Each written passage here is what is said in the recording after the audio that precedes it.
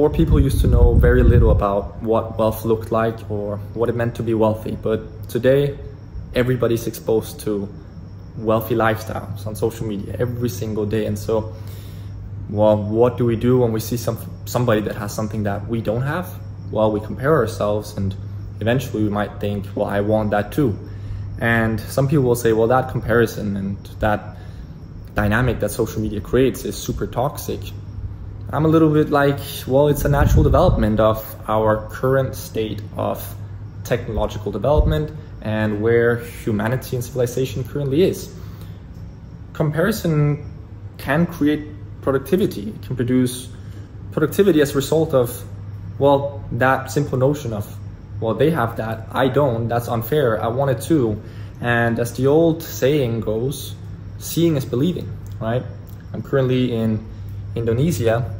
The locals here, they don't even have access to elementary education. They don't have an educational system that works here. It's very different from how I grew up in the Western world. But a while ago, these locals here that don't have education, well, they wouldn't see me here either. They wouldn't see me living in this house and having luxuries. And so, again, seeing is believing. They see me and my friends and my girlfriend here. They want that too. Seeing is believing. And so I start thinking, how can we do that too? And they get out of their chair and they start working, right? Now, that's not to say life is about chasing money, but life should be about producing something, creating something, making a difference and evolving. But there's a very simple reason that you're not rich yet, okay? And that's what this video is about. I'm gonna do my best to explain exactly why you're not wealthy yet, why you're not rich yet. I'm going to tell you whether it's possible or not for you to get wealthy, and if so, what it takes, okay? Because I think that's a question that a lot of us have in the back of our mind when we're first starting out. Is it even possible? And if so, how the F would I do it? Let's talk about it. Oh, and one more thing before we get into it. Take a good look at this view. Let it fill up your dopamine receptors and your need for entertainment, because I'm going to be sitting over there giving you some very profound perspective on this topic, and I'm not going to try and make it entertaining for you. So if you want to stay broke, that's fine. Quit this video. This is not a video about any business model. It's not a course. It's not how to make money online. It's about understanding how to do it, okay? It's a very profound perspective, and it's going to change your life if you take it in. So make a decision to watch this from beginning to end, or don't. Leave and stay broke, honestly. All right, so the exposure to what some type of wealth looks like, or what it looks like to be rich or have a rich lifestyle, that exposure has been scaled drastically with social media. You have tens of millions flaunting their wealth and their lifestyle on social media every single day. And everybody's seeing that, no matter where they're from. They're seeing all of this lifestyle. And so that combined with make money online trends, well, funnily enough, has resulted in hundreds of millions sitting in front of their screen, searching for ways to make money online. And that used to be me around 7 years ago. I was in front of my screen on YouTube, searching for how to make money online and looking at the different business models and trying to evaluate my possibilities and options and which one to try. But throughout this process and going through the YouTube Academy or the University of Online Business on YouTube, there was just one question lingering in the back of my mind, which was, is it even possible? Because I don't come from wealth and I didn't know what that feeling of wealth was or meant. So it was an abstract concept. And so again, the only question that lingered in the back of my mind is, well, can I do this? Is it possible, or is it some utopian dream? And so now, a few years later, having tried a few things and made quite a few million in the process, I'm gonna try to answer that question for anybody who has that question lingering in the back of their mind, and perhaps is in the situation that I was in way back then. And so here I have 6 different points that we're gonna go through that I've written down in my attempt to best convey and answer this question for you. And I hope that at the end of this video, you will have clarity and perspective, and hopefully a lot more hope for your future when it comes to something as simple as making money. So let's break it down. Point number 1, it's okay not to be Einstein. I'm gonna say something that might piss you off a little bit here, but the truth is, making money is quite easy. But in order to make it, you must first understand yourself and why you can actually make money. Because if you don't have the answer to this why can you make money? Why can you get rich? Then you can't do it. Okay, so you need to understand why. So chances are you're neither a quantum physicist or theoretical mathematician or an Einstein. And that's okay because, well, most people with that type of biological, natural intelligence that go into those kind of fields, they're not really concerned with something as simple as making money. I don't know, perhaps they're so smart that they could simply not be satisfied with a pursuit as shallow as making money. And so they decide to go into their fields because that's where they feel like they can make the biggest impact and where they feel like their time is best spent, right? That's okay. Just because we're not in that situation doesn't make them more noble or more worthy than us. We all have different interests and things that drive us, and that's what makes us human. Thankfully, we all have different interests and things that drive us because, I mean, if we all had the same interest, if we're all quantum physicists or mathematicians or entrepreneurs or childcare workers, I mean, there would be no system, there would be no civilization, we couldn't evolve. That's what makes us human, is that we're different and we're driven by different things. And so don't be ashamed of what you're driven by. We're all on our own path and we all got to figure out our reasons and our whys. So the point of saying that is just remember, it's okay not to be Einstein. You can still make money. And that leads us into point number 2, which is nothing is perfect. The world is moldable. So what are you then? You're not Einstein. Where do you fit in? What's your why and how can you make money? To answer that question, we need to have perspective on humanity and our history. We need to acknowledge, understand and accept that everything around us, anything that is human created, is imperfect. That goes for the government as well. That goes for laws. That goes for, again, political systems. It goes for every business in existence. Anything that is human created has some type of flaw and therefore it can be improved. Anything that has to do with humanity is moldable. And this is something that I think used to be more common knowledge a couple hundred years ago, especially for young men who were changing the world and, well, being born and coming into their teenage years in their 20s and 30s and 40s and realizing that everything is definitely far from perfect and I, as an individual, must do everything in my power to make it better. I feel like today, in our generation and with the new people that are coming up, because of the technology we have and trauma, I'm almost going to say, of all this exposure to infinite information and systems that have systemized our lives, it's easy to feel like we're living in a perfect world. And that could be a controversial statement because, I mean, you don't have to go much further than open up the news to realize that there are a lot of horrible things going on in the world and that is far from perfect. But at least when you grow up, for example, in the Western world like me, and there is a system that somewhat works, there is a school system, I do have internet, I do have a computer, I do have a phone. It's really easy to be satisfied with what you have and feel like there are some people who created the laws and political systems and civilization that you're living in that are almost godlike creatures, right? In the sense that you're powerless when it comes to changing these things or improving them. That's something you need to change in your mind. It's very important to understand that we all play a role here, and as individuals, we can all make the world a better place. Nothing perfect exists. Look, I'm not advocating for war here at all, but just open up Google Maps or any map, even a physical one, and look at all the countries and their borders. Look at Europe, for example, this piece of land, and how abstract the borders are formed and how odd the shapes of the countries are. How do you think that these borders were shaped?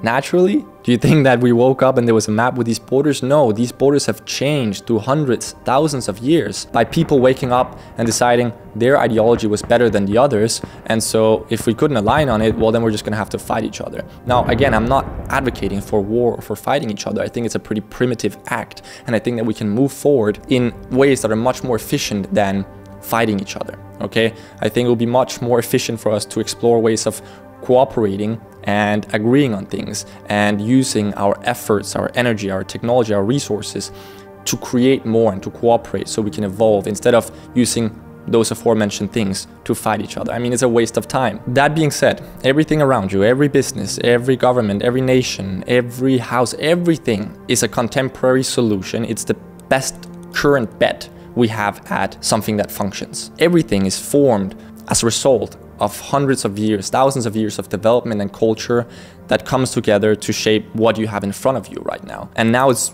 your turn to take that into your hand and develop it further. The point is, no matter what you look at, again, businesses, nations, governments, houses, anything, there's always room for improvement. And never doubt this. Never doubt that there's always room for improvement and that there's always a place for you to contribute to that improvement.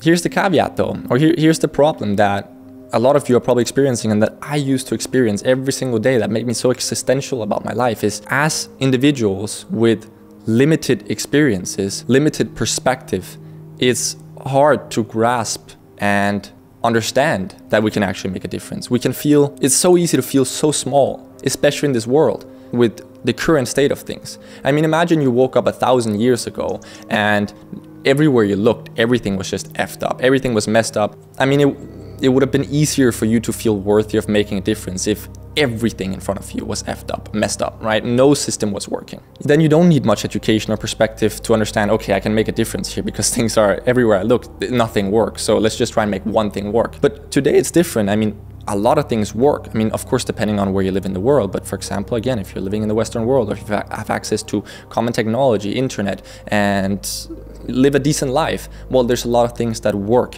And some of the things that work, for example, this computer or this microphone, I mean, they seem like such intricate creations that it's like, well, if some people can create this computer, how can I hope to contribute with anything? But there are still many things that can be improved, and you can't do it single-handedly. I mean, I cannot create a better MacBook or a better computer than this by myself, but if I devoted my life to it and assembled the right people and had the right vision, the right reason to create a better computer. Right now, I don't have any reason to create a better computer than this. It's perfectly sufficient for me.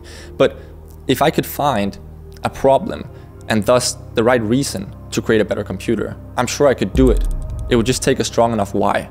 So I just want you to accept and think about that, right? The fact that if you and your body, with your brain and your mind, had woken up a couple thousand years ago when we didn't have most of the things we have today, you would have felt more worthy, it would have felt easier. It would have been easier for you to accept that you could create a difference. Just understand that the reason it feels harder to find your purpose or to feel useful today is because we have come quite far, right? But we could come a million times further. And you live today. And so even though you may feel small, just realize you can create a difference, okay? You just gotta find out the reason, the why, and the where, okay? And that's what we're gonna continue to explore in this video. And so with that, I'm gonna go to point number 3, which is gonna break another limiting belief that you might have in your mind. Point number 3 is that competition is not your issue. Sure, competition is higher today than it was a couple hundred years ago or a couple thousand years ago. Well, that's actually a subjective statement because it was also very difficult to rise up back then. But let's just assume that, for example, when it comes to online business, even competition has risen in the last 5 years, right? 10 years. Despite what many of you may feel, if you're just getting started or you still haven't gotten your first success, I'll tell you, competition is not the issue. When you look at the bigger picture or take the macro perspective, you'll realize that there isn't actually a lot of competition. I mean, children can't compete with you, elderly people can't compete with you, and people with zero education or access to technology can't compete with you either. But all of these aforementioned people all have something in common. They have needs, and these needs need to be fulfilled, or they have the potential to be fulfilled.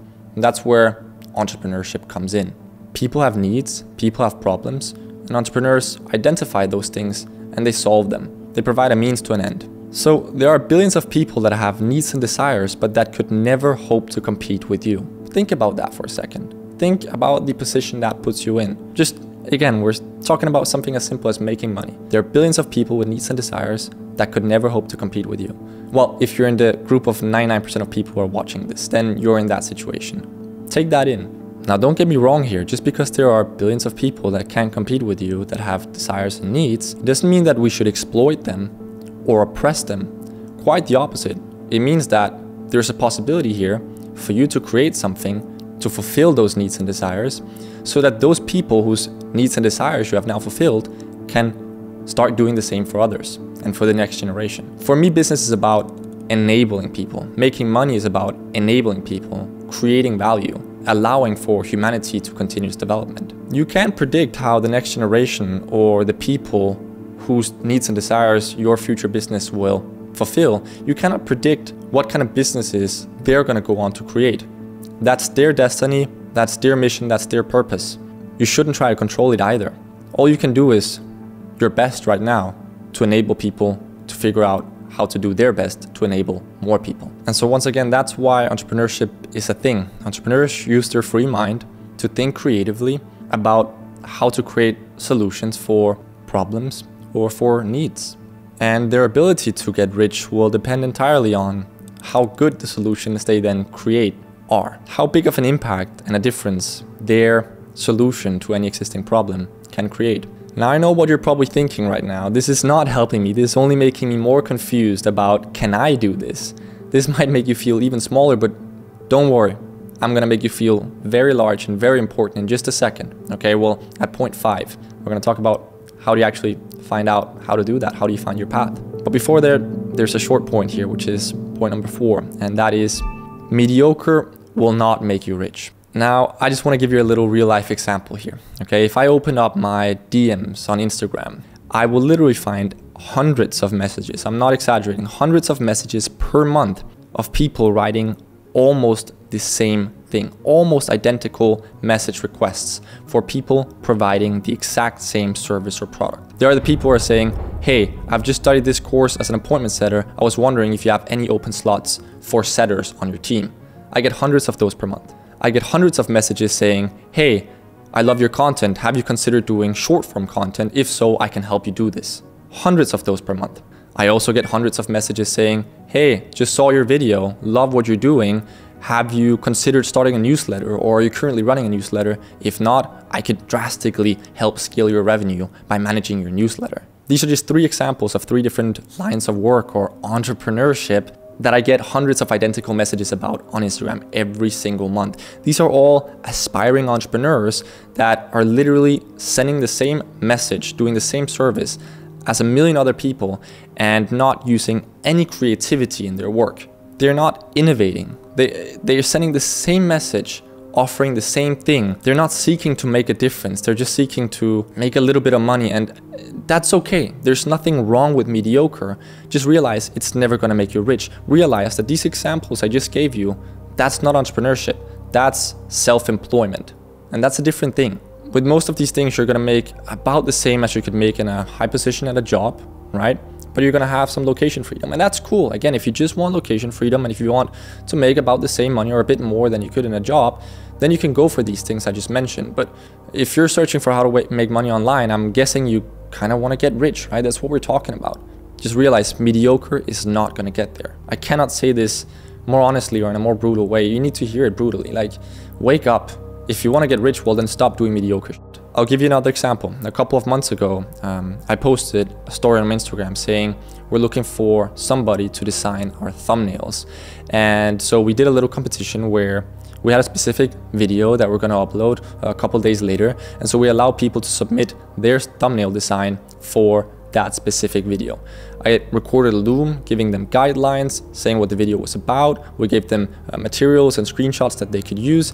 All they had to do was create a really nice thumbnail, and this was a position that we are willing to pay a lot of money for, up to $500, even $1,000 for a really great thumbnail. It's worth a lot. And I think myself and the entire team were quite shocked because we had hundreds of submissions, okay? And a lot of these submissions had submitted 4 or 5 thumbnails. So in the end, we had to look through probably 500 to 1,000 different thumbnails. We're just speed running through them, looking for something that was remotely good. And out of these approximately 200 people who had submitted their thumbnail designs, we found 2 people that had made something decent. But there was 198 people, approximately, who had spent time literally making 4 or 5 variations of a thumbnail. Some of them probably spent hours, and they were so bad. Again, I'm not trying to sound rude. I just need to give it bluntly here. I need to be a little bit brutal about it. They were so bad that it's like, how could you ever expect for us to want that? Like, it was not even like a matter of taste or subjective opinion. Like, they were just straight up horrible. You could ask 100 people, everyone would say that's a really ugly thumbnail. Almost 200 people had just submitted it and spent time on it. It's like, why would you even submit it? Now, I get it. We all have to start somewhere, but don't be a time waster. Don't be mediocre or bad. Well, go ahead. Just don't strive to get rich if that's the work you're gonna do, and don't be jealous of people that get rich by doing much better work, because nobody will have empathy for that. Nobody has empathy for somebody that has the tools needed to create something good, but just use it to create something really bad. Again, I'm trying to walk on a fine line here, in the sense that I don't want this to come across as too rude or pessimistic, but some people really need a wake-up call in the sense that they think that they can make lots of money by doing really mediocre, borderline, horrible work. It's not much more complicated than, again, I'd pay $500 for a good thumbnail, but I would not pay $500 for 50 bad thumbnails, right? A bad thumbnail is not worth $10 to me, but a good thumbnail is worth 500. Good work enables businesses to scale. Everything is exponential. It's not linear. It's not like if the thumbnail is this good, and again, we're just using thumbnail as an example, as a case here, right? Not like if the thumbnail is this good, it'll produce this good results. And if it's this good, it'll produce this good results. No, it's more like if it's this good, it'll produce these results. If it's this good, it'll produce these results. That's how life and business works. So don't do mediocre. Do great. Like, seek to do the best. That's how you get rich. Do the best. Deliver the best. No, seriously, you get rich by doing special stuff. Stuff that most can't do or haven't done, right? It's not that they don't have the potential to do it. It's just that they can't do it because whatever thing is limiting them. And so you get rich by doing, I'm just going to call it special stuff. And so that leads us to an exciting point here, which is point number 5. How do you find your thing? How do you find your path? How do you realize what you should get really good at so you can master it, deliver great value with it, create a difference, and thus get rich? How do you find that thing? Because that's probably the second biggest question that lingers in the back of our mind as we're starting out. It's like, is it possible? And if it's possible, how do I figure out how or why or which thing to do it with? Through unique observations and experiences. There's only one thing more powerful than biological IQ, and it's experience IQ. Experience creates perspective. Perspective produces ideas, and ideas turn into visions, okay? And any hyper successful person has gone through that process. Feeling lost, feeling some type of latent potential in their body and mind and soul, just not knowing exactly where to direct all that potential. And only by experiencing can we understand how, okay? We will not understand how by locking ourselves in a room and watching videos. Sure, studying, reading books, taking courses, that helps. You need some type of fundamental knowledge to have any value. But then when you have that knowledge and you have that latent value, that potential inside of you, the only way you're going to figure out how to do something truly unique with it is by experiencing things and observing cultures, because only then can you identify problems. And again, experience creates perspective, perspective produces ideas, and ideas turn into visions. So you need, yes, fundamental knowledge. That's why I'm thankful to have been put through elementary education. I'm thankful to have learned the alphabet and basic maths and basic history. God forbid that I had grown up without elementary education. It would be horrible. I mean, the place I'm in right now is a beautiful island, so to speak, here in Indonesia. Incredibly beautiful. But the locals, they don't even have access to proper formal elementary education. That's unfortunate. That's something I want to change with my business. I found my purpose through improving education on a global scale. That's what I'll pursue for my life. But did I know that that was the direction I wanted to go in when I was first starting out 7 years ago? Heck no, I just wanted to make some money, become financially independent, get my own apartment and eat whatever I wanted. So you might look at me, if you haven't even started, you might look at me and think like, oh, you know, he's got a vision, he's smart, he's rich. I was doubting myself more than you can imagine, you know. I was more confused about which direction to go than, well, just as confused as you probably are, you know. I had a conversation about this thing the other day with my girlfriend. We were talking about what is it that makes famous people particularly intriguing or interesting when you're looking from the outside. They kind of have that mystery to them. You're like, what are they? You know, you see them on TV, you see them on social media, they're famous, they get recognized in the street. They have that aura to them, right? And we were discussing what is it that makes them so special. And we came to the conclusion that it's knowing that they've probably experienced, seen and heard things that most other people haven't. And as a result of having, well, let's call it observed, seen and heard these things, they have had experiences and thus been able to form perspective on life, on humanity that most others haven't experienced, seen, heard, or had a perspective on. It's that sense that they know something, they're part of a club that we don't know yet, a club that we're not part of yet. And the more successful I become, the more I realize there's no difference. Well, yes, there is difference, and yes, it is the experience, but the sense in which there's no difference is that everybody can reach it. It's not God-like level, it's not robots. These people are not built of different material.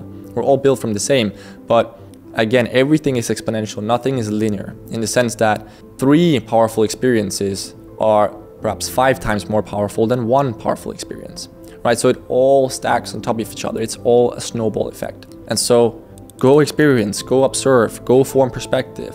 And don't forget to read, don't forget to take course, don't forget to study, attain knowledge while you're observing and experiencing. Make it your mission to gain so much experience and perspective that you'll find out what your path is. You cannot force it. It's magical. And I'm not saying that you shouldn't work or you shouldn't strive to make money before you found that special purpose. That's not how it went for me. I wanted to make money, so I tried dropshipping, made a little bit of money with that, right? And then I realized, oh, this is not what I want to do. I don't feel like I'm creating a profound difference here. Actually, I feel like this business is borderline destructive. So I switched over to my social media marketing agency back then, which was a little bit more valuable, but still not the deepest thing on earth.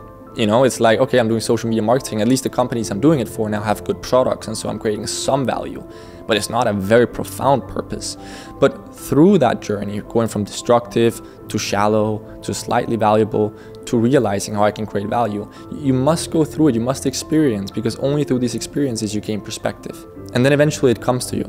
You see your why, you see your purpose, you see your place in this universe to create a difference. So again, it's not the people with the highest IQ that make the most money. It's not just the Einsteins or the Elon Musks of this world. It's the people that have unique experiences and thus unique perspectives and unique knowledge that are able to identify problems and think about creative solutions to those problems and thus create a business with it and thus get really wealthy. And so point number 6 here is, just as I alluded to, we all got to start somewhere, right? This video should make you feel big. It should not make you feel small. Just because you don't know what your vision or purpose is yet, I guarantee if you keep looking for it and keep working to find it and to create value in any way you can around you, then it will eventually come to you. You don't have to start with that profound thing. Start shallow, right? Start with something unimportant, but even if it's seemingly unimportant, deliver the best work. Aim to do anything you do the best. You could strip away everything from me. If I had to work in a restaurant as a waiter tomorrow, I would be the best damn waiter. You could put me in any position and you'd see that I would be incredibly passionate about it. I would not be okay with delivering mediocre work or bad work. If I was a waiter, I'd give the guests the best experience, restaurant experience they ever had. Seek excellence in everything you do. By seeking excellence in things, no matter if they're insignificant or shallow, you'll slowly start to climb the ladder of significance and of value creation. And again, in this world where we have computers and now AI is on the rise, these are things that can make us feel so small. But AI might be crazy, but you know what's even crazier? Your brain is so crazy. You know, the things our brains can do, we can't fathom it, you know? So give your brain the freedom it needs to unfold itself and to show its potential to the world. If you keep doing the same boring tasks, you train your brain to become an uncreative soldier, and that's not going to make you rich. And if you don't want to be rich, if you want to be a soldier, salute, do your thing. But you're here because you want to be rich, I think. All right. So do everything in your power to give your brain and mind the freedom it needs to explore ways of creating value. Thank you.